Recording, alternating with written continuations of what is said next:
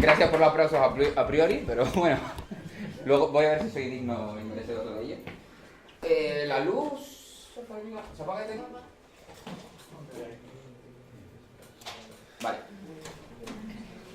Bueno, buenas tardes.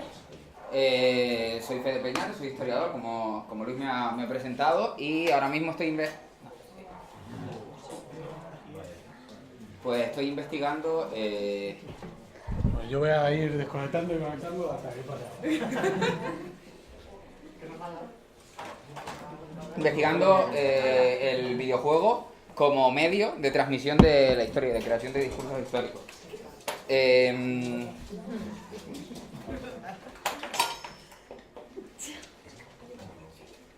Si no la uso yo para acordarme un poco de... Lo que tú veas. Ahí la tienes. Vale, entonces, la pregunta que iniciaría esta charla es ¿qué es un videojuego histórico? O sea, ¿qué condicionantes tiene? ¿La historia en un juego es solo un trasfondo que se pone, una pátina que hace que el juego sea más atractivo? ¿Que es lo mismo disparar a un marcianito que disparar a un soldado alemán en la Segunda Guerra Mundial? La actualidad, bueno, no lo podemos ver, dice que no.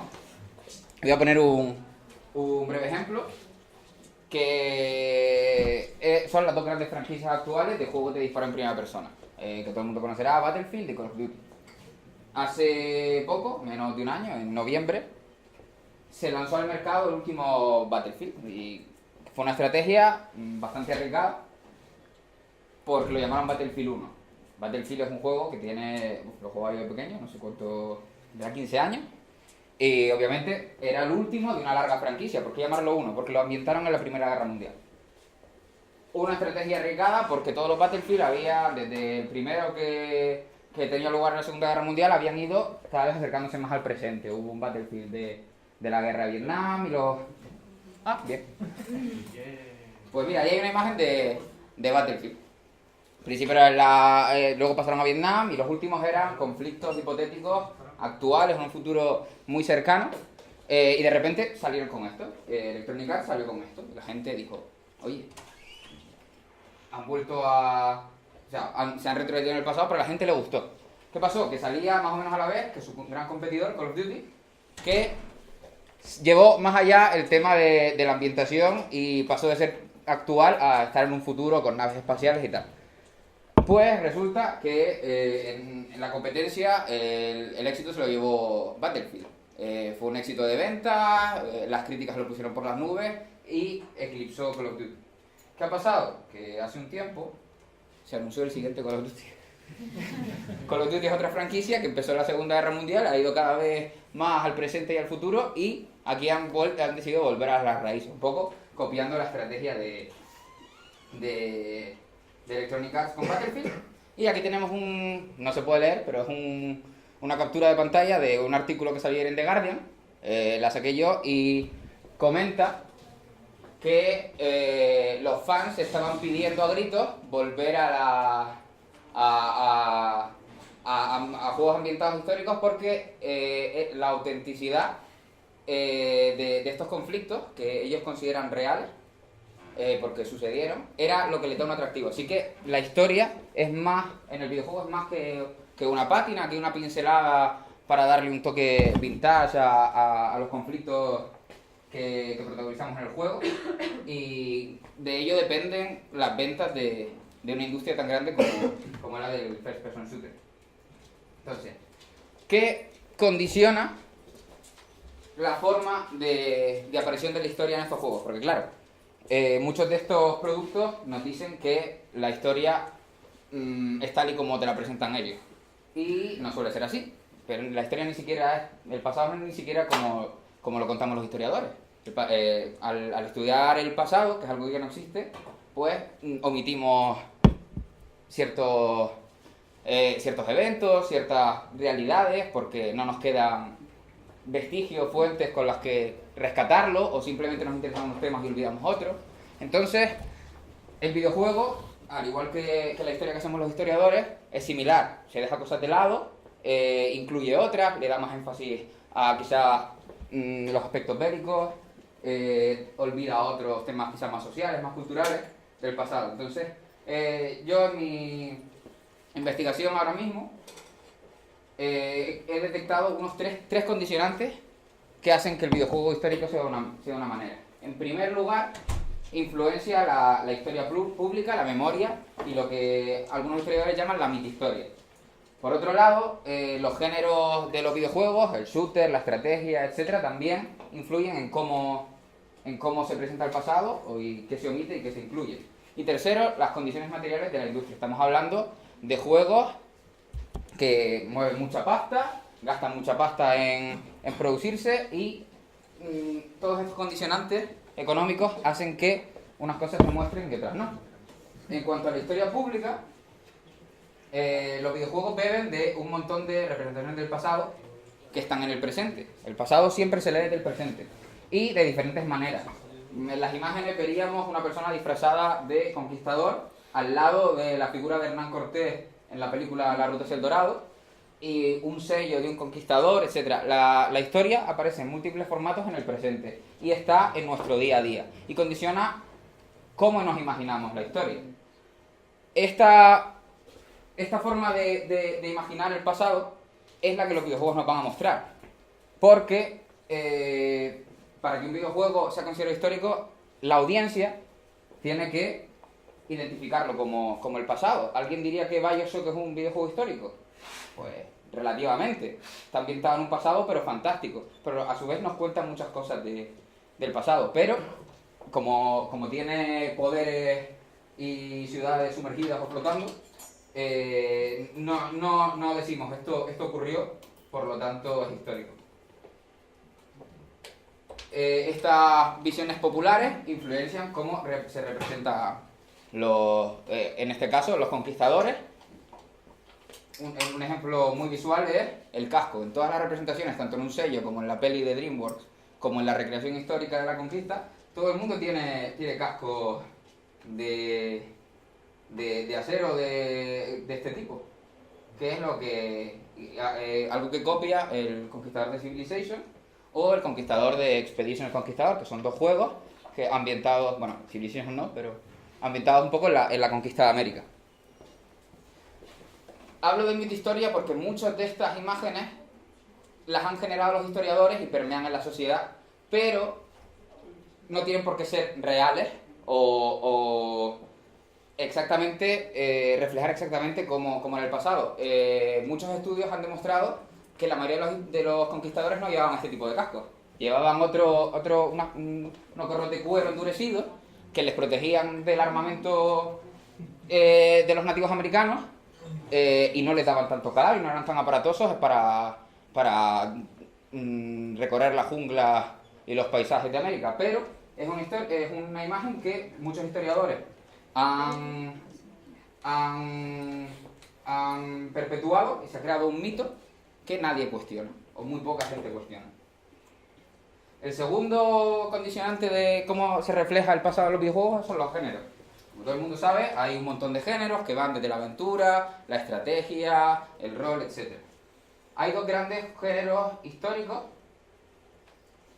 que monopolizan la forma en la que vemos los sucesos, como la Segunda Guerra Mundial. En este caso, tenemos a un lado del espectro los juegos en primera persona, en los que el jugador se pone en la piel de un combatiente y intentan reflejar el pasado visualmente, atendiendo al fetichismo de los detalles. Todos los entornos tienen que estar cuidados, los uniformes tienen que ser exactamente los mismos de los combatientes, las armas igual.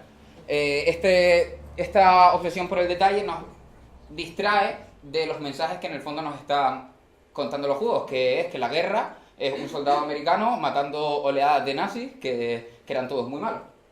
Se olvida de que los soldados alemanes no todos eran de las SS, que parece que se mezcla y tal. El otro gran género es el de estrategia, un género que no apuesta por el realismo visual, es decir, muchas veces son pequeños conceptos los agentes históricos, un soldado quizás es solo un monigote o incluso un icono, pero que mediante las reglas del juego nos transmiten cómo es la historia. Si te puedes aliar con, por ejemplo, en la Segunda Guerra Mundial, si te puedes aliar con un país u otro, dependiendo de cómo sucedió el pasado, o incluso nos permiten modificarlo. Nos permiten, por ejemplo, ganar la Segunda Guerra Mundial con Alemania. Pero siempre nos permiten alterar el pasado si respetamos las reglas del juego. Por ejemplo, puede ser más difícil ganar la guerra con Alemania porque las reglas del juego consideran que en el pasado Alemania lo tenía muy difícil para ganar por X factores. Entonces, aunque nos permiten mayor flexibilidad y nos permiten cuestionar un poco la historia, sigue siendo dentro de las reglas del propio juego. El tercer, bueno, hay un montón de géneros híbridos. Estos son dos grandes extremos. Hay algunas imágenes de un juego llamado Saboteur, que es un GTA del París ocupado por los nazis. Está Commandos, que es un juego aquí desarrollado en España, que consiste en infiltrarse en bases alemanas con un grupo de soldados aliados y sabotear y demás. Entonces, los distintos géneros, esa hibridación nos permite utilizar elementos tanto de los juegos realistas como de los juegos conceptuales estratégicos. Y nos permite mostrar el pasado de distintas formas. El tercer condicionante serían las condiciones materiales. No es lo mismo un juego creado por una gran industria, por Electronic Arts, que pone la pasta de los Battlefield, que un juego independiente. Un independiente que dentro de relativamente tiene más libertad para mostrar historias alternativas, porque la inversión, uno de los motivos porque la inversión en dinero es menor y no se pega en una castaña como se la puede pegar un título en el que se ha invertido un montón de dinero y luego no resuena con el público y no consigue las ventas necesarias. Por lo tanto, los juegos de la industria AAA serían los que muestran el pasado de una forma más ortodoxa, más hegemónica. Muchos se basan en conquistar territorio, tanto desde la perspectiva del soldado como de una gran potencia, mientras que juegos independientes como aquí This War of Mine nos ponen de la perspectiva del superviviente de una guerra, de un civil atrapado en un conflicto que tiene que sobrevivir. Es un juego ahistórico porque no se ambienta en ningún conflicto en concreto, pero se inspira en el gueto de Varsovia, el asedio, la batalla de Sarajevo, etc. Todo esto nos lleva a la conclusión de que el pasado no se refleja, por mucho que te digan los desarrolladores. Estaba viendo ahora el anuncio mundial del nuevo Call of Duty y constantemente los desarrolladores decían que habían sido fieles al pasado, que habían ido a los sitios donde los soldados habían combatido, que habían probado las armas y las habían visto para representarlas lo más fielmente posible. Eso es mentira. Ellos dicen que representan el pasado como fue. No, están representando una parte verosímil, una parte que la audiencia se cree. Por eso hay un concepto que a mí me gusta mucho, que es verosimilitud selectiva. Tanto los videojuegos como otros medios, como el cine, muestran el pasado, unas partes del pasado, como el medio y los consumidores del medio creen que fue. Se desemboca en el término realismo, que se utiliza de una forma un poco imprecisa. ¿Por qué nos creemos que este juego, que es hecho en Empire 3, si no me equivoco, es histórico? Pues porque hay unos soldados vestidos con un atuendo que nos hace recordar a la época en la que está ambientado, que es la Edad Moderna, unos cañones muy rudimentarios, unas murallas, unas torres, etc. Y este juego no nos parece histórico. Es Warcraft 3, hay orcos en un continente ficcional, que es Kalimdor, pero si nos paramos a mirar la narrativa del juego y sus mecánicas, nos damos cuenta de que Warcraft 3 nos habla también de la historia. Nos está hablando del descubrimiento y la conquista de América y la colonización por parte de anglosajones puritanos. Si bien los colonos de Massachusetts y esa zona se fueron de las Islas Británicas por cierta persecución religiosa, cierta intolerancia, etc., llegaron a América y se instalaron ahí y ocuparon el territorio que pertenecía a otros pueblos, como los iroqueses, etc. En Warcraft 3, los orcos huyen de una invasión demoníaca de los reinos del este, se van en unos barcos, llegan a Kalimdor, que es el equivalente ficcional a América, se encuentran con con diferentes pueblos, algunos los asimilan como a los Tauren, a otros se los cargan como a los centauros y etcétera, y ocupan el territorio de una forma similar a la que hicieron los colonos puritanos. Una relación con la tierra sedentaria, distinta a la que tenían los nativos. Así que muchas veces juegos que no nos parecen realistas porque no cumplen con esta verosimilitud selectiva, sí nos están hablando del pasado, lo que de otra forma, de una forma que quizás no levanta tantas ampollas, porque no son humanos, son orcos matando gnolls o lo que sea. Entonces, esas son algunos de los puntos de conexión entre la historia y el videojuego, que son en el fondo relatos sobre un pasado que está perdido, que es irrecuperable, pero en que nosotros le intentamos dar un sentido desde nuestro presente. Algunos escribiendo libros y artículos, otros haciendo videojuegos. ¿Pero qué tienen de único los videojuegos? Aquí tengo una diapositiva con un montón de conceptos que en el fondo quieren decir lo mismo. Muchos autores han dicho, y autoras han dicho, oye, ¿qué es lo único que lo hace único el videojuego? Pues Spenar-Arce, uno de los primeros teóricos, dijo que era literatura argódica o cibertexto, que es una forma de presentar unos relatos emergentes, que no lineal, sino que la máquina responde a los estímulos que le das. La retórica procedural de Ian Bogost va un poco por los mismos tiros. La ludonarrativa funcional de Mary Laure Ryan intentó responder a esto diciendo, oye, los juegos también pueden contar historias, pero un poco desde ¿qué los hace únicos? Pues también la interacción entre el jugador y tal, con la máquina. Hay otro concepto que no sé quién dijo, no lo recuerdo, que es la interreactividad. Todos los medios son interactivos porque tú cuando ves una peli estás pensando en ella, estás generando juicios sobre lo que estás viendo, pero no puedes, por tanto es interactiva, pero no puedes meterle un input y que la peli responda a ese input. Por lo tanto, el medio biológico es reactivo. Luego, hay otros autores como Miguel Sicart que se van al otro espectro. Los videojuegos son juegos, reproducen el acto de jugar o facilitan el acto de jugar, pero el acto de jugar no se queda en el juego. Se puede jugar de otras formas. Podríamos aquí hacer un concurso de preguntas y respuestas después de mi ponencia y sería una especie de juego. Hay otros autores que creen que el videojuego no es tan único como estas personas habían dicho y lo llevan más allá. Pero digamos que el videojuego, que siempre se asemeja a las películas, no, los videojuegos son el futuro de las películas. No, el videojuego es el futuro del parchís, es interactivo y el jugador modifica. Entonces, ¿qué podemos hacer? Bueno, ¿qué sale de esta relación entre historia y el videojuego? Pues sale que los avances de la humanidad, por ejemplo, se reproduzcan en forma de árbol tecnológico, que en el fondo lo que permite es tener una ventaja frente a otros jugadores y poder vencerlos en un juego, que es el caso de la franquicia Civilization. O que un ser humano que va a la batalla, sufre, muere y mata, se vea reducido a una serie de atributos. Aquí uno aplica, pues tiene ataque 17, un bonus de carga de 1, etcétera, etcétera, etcétera. O sea, el valor que le damos a una serie de agentes y procesos históricos lo transformamos en unas reglas de juego. Eso es, considero yo, que es la forma única que tiene el videojuego de transmitir la historia. También salen cosas como esta, que por las propias reglas del juego puedes hacer cosas tan absurdas como convertir una catapulta al cristianismo, o por era Gandhi con una bomba nuclear enorme.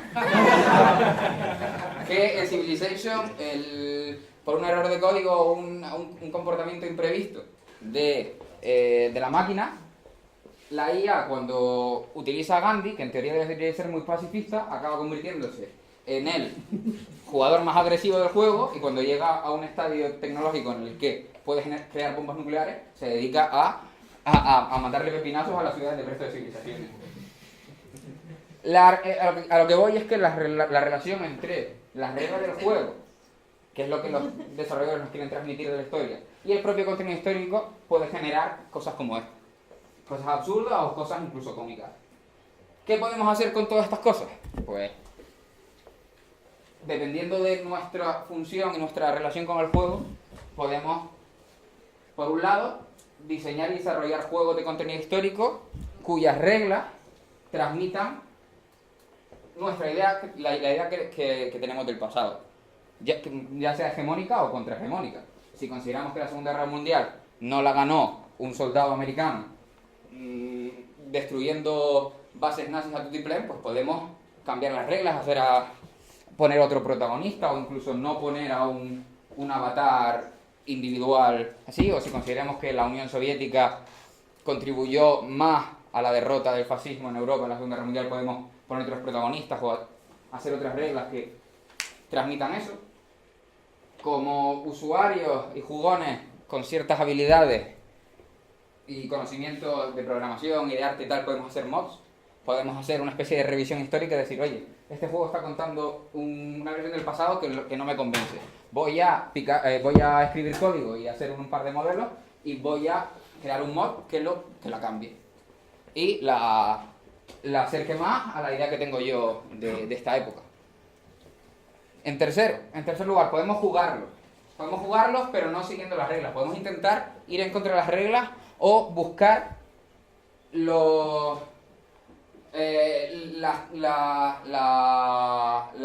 grietas, las pequeñas fisuras que todo artefacto, toda cosa creada por una persona tiene. O sea, las reglas parece que nos imponen cómo tenemos que jugar, pero al ser creadas por gente que comete errores, muchas veces tienen una serie de fallos, unos bugs, que como jugadores podemos intentar explotar, intentar detectar y explotar. Y eso nos permitiría hacer un gameplay subversivo, cuestionar las narrativas históricas que nos muestran estos juegos, demostrando lo absurdo que es, como lo absurdas que son, como Gandhi. Por ejemplo, en el caso del Nuclear Gandhi, nuestra interpretación de eso se puede quedar en jaja, qué gracioso, Gandhi el pacifista tirando bombas nucleares, o ir más allá y hacernos plantear que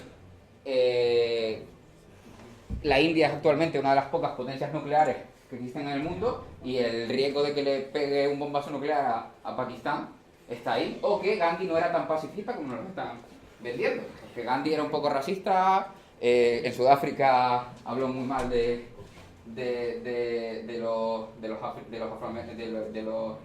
los africanos, etc. Y finalmente, leer, escribir, hablar y escuchar sobre juegos. Discutir con nuestros colegas qué nos parece esta visión de la historia que nos da el último Call of Duty, escribir en blogs, hacer podcasts, etc. O sea, criticar constantemente la visión del pasado que nos da los videojuegos, que en el fondo es la que tenemos desde el presente. Las ideologías del presente condicionan cómo se representa el pasado. Aquí tengo un ejemplo de, como aquí muchos desarrolladores, pues que es una persona, Lucas Pop, que ha hecho un juego que podemos interpretar de histórico sobre un funcionario de aduana en una república de socialismo real.